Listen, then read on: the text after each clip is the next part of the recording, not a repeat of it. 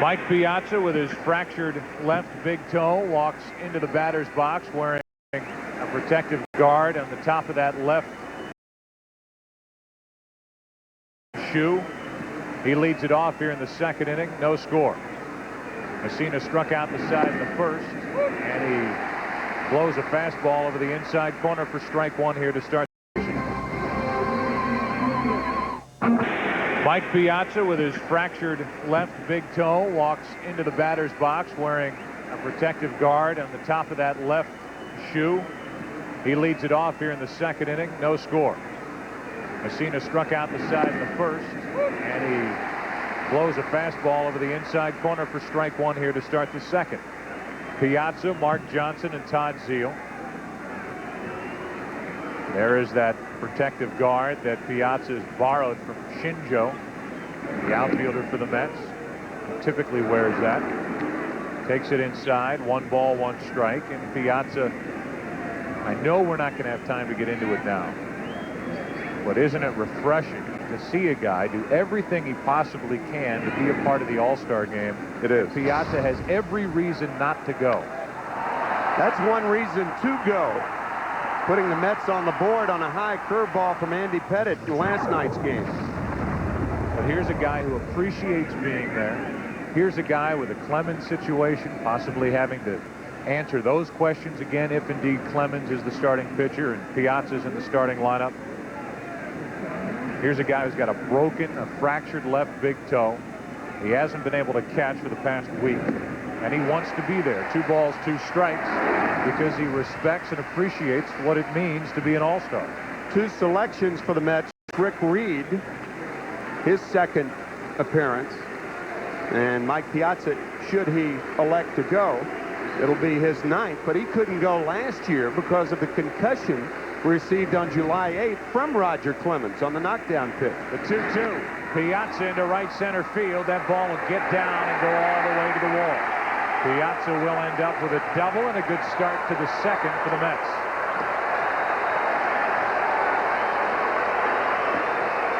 He hit that ball flat-footed. There's nobody stronger pound for pound. Watch the left foot plant, and he hits the ball flat-footed. To hit a ball that hard, that far the other way is just brute strength and coordination.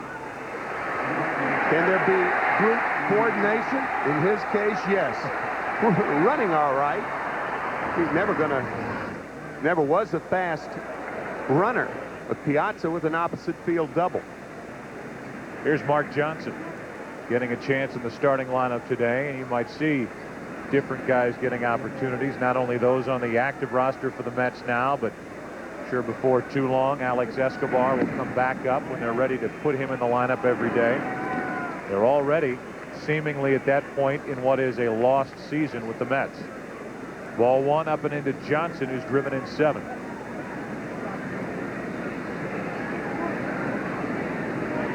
With runners in scoring position, as the Mets have here, they have been dreadful.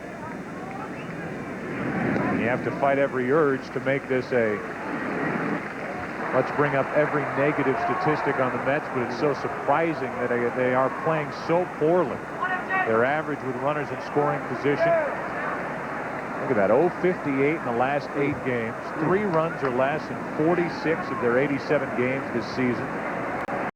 They've scored the fewest runs in Major League Baseball. Their average as a team is last in the National League. Here's a 2-0 to Johnson. Now it's 3-0 from Messina.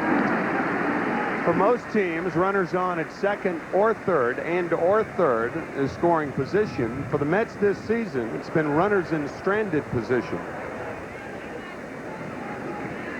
Piazza, the runner at second with nobody out. We'll see what they do with Johnson on a 3-0 pitch. Meaning, is he swinging if he likes it? He is. It's 3-1. That's what you do not want to do, is foul it off the other way on a 3-0 pitch. If you're late when you're looking for the fastball, what are you going to be if you're behind in the count? I'm sure that's running through Bobby Valentine's mind right now.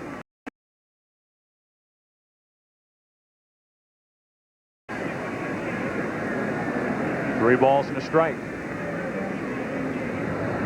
Leadoff double by Piazza.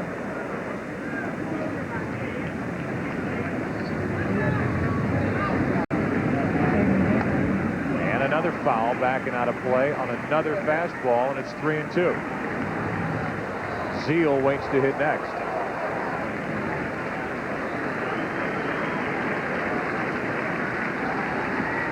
Sold out house, Yankee Stadium, and they want to see Mussina bounce back from a 3-0 count and get his 4th strikeout of the game.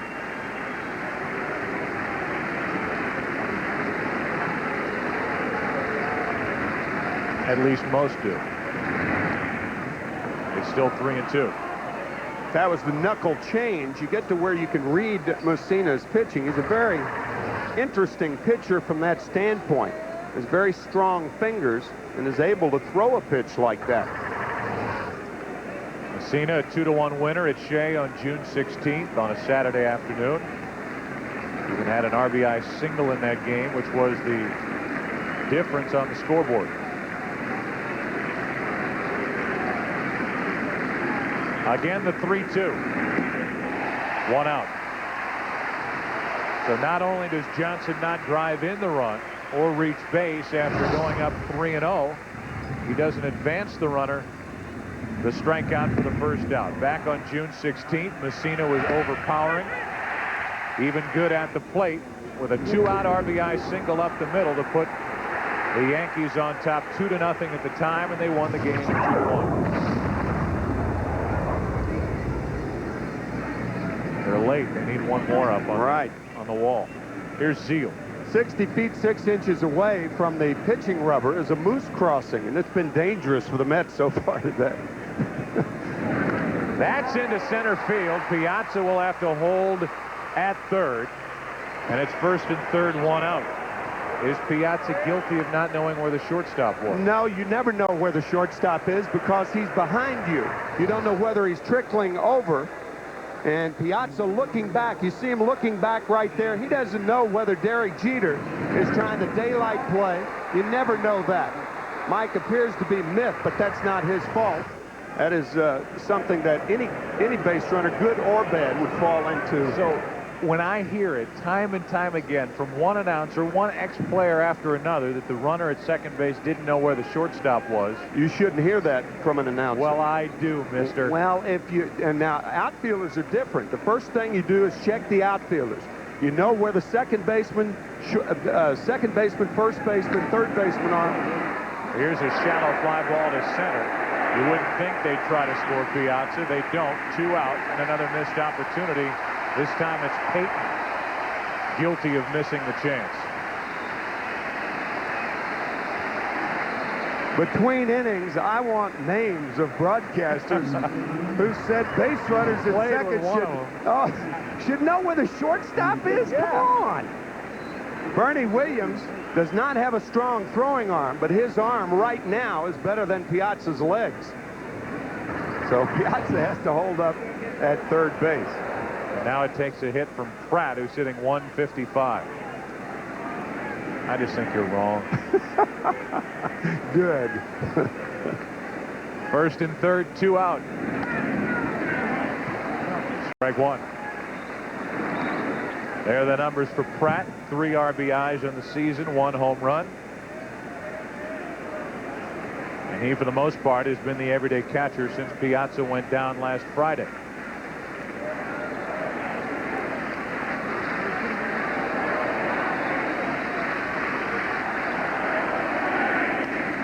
Little floater, inning over. Soriano to his right, a leadoff double, followed by a 1-out single, followed by more frustration for the Mets. Mussina does his job, no score. Before you go through this, can I just submit an apology to our viewing audience? Go ahead. Why? I was going to try to get the audience on my side here. Mike Piazza, right there. There's Derek Jeter. Now, you really don't know whether Jeter's going to go over here or whether Jeter's going to stay right there, and that's why Piazza did not know where Jeter was. The shortstop, when you're the runner at second base, the shortstop's the only player that you don't know where he is. So you think, Was that conclusive enough? I was convinced. Here's Tino Martinez, who takes a strike from Kevin Appier. I think Mike even berating himself between innings, thinking that he could have scored on that ball, but even with a good break, he probably doesn't make it home with his toe. Tino Martinez has been hot. His last 11 games, a .381 average. The home runs are starting to fly out of the park again. After listening time to time, and all the time for a while, about Nick Johnson, the first baseman of the future for the Yankees. That's off the hands and back toward us. It's 1-2. Last 11 games for Tino. 8 home runs, 19 RBIs. He's slugging 1,000.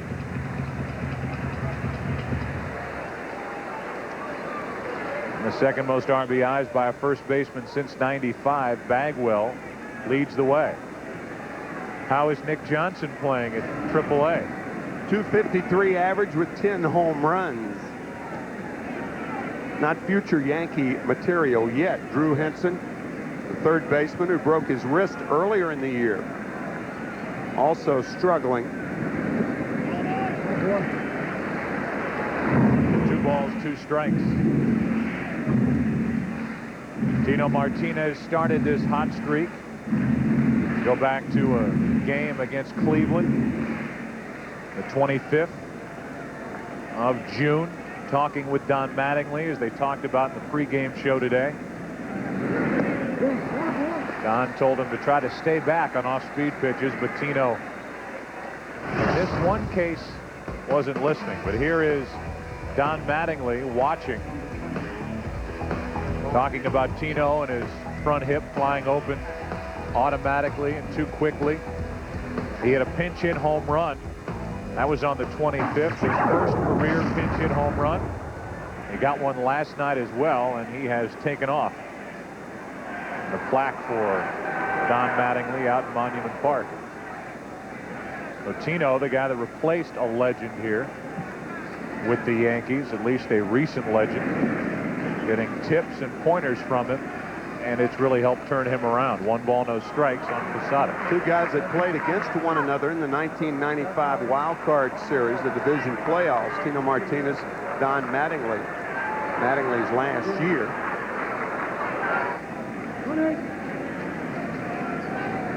One ball, no strikes, 1 out, nobody on. Posada, an all-star.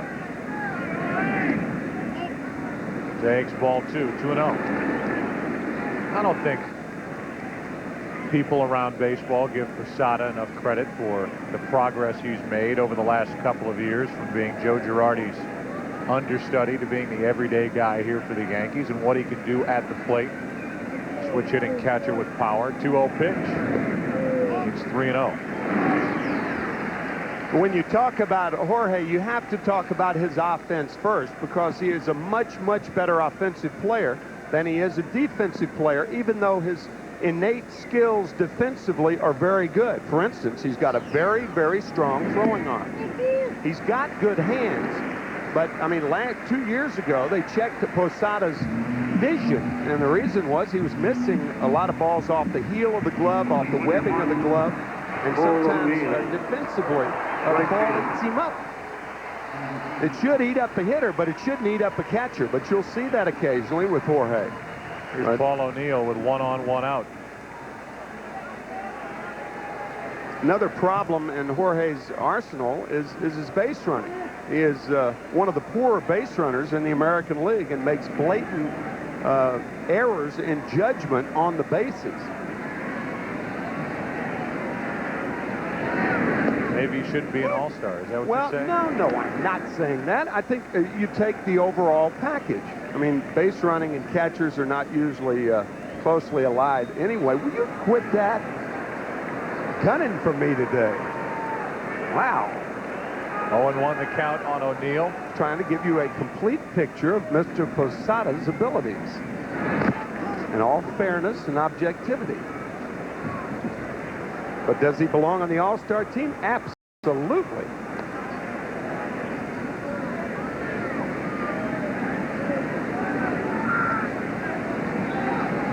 Oh, and 1 the count on O'Neill. Apier. Double play ball maybe. Apier falls. Ordonez turns it. The inning is over. That'll do it for the Yankees in the second. Third inning now, no score. Fox Sports, home of the 2001 Major League Baseball All-Star Game. Back after this from your local Fox station.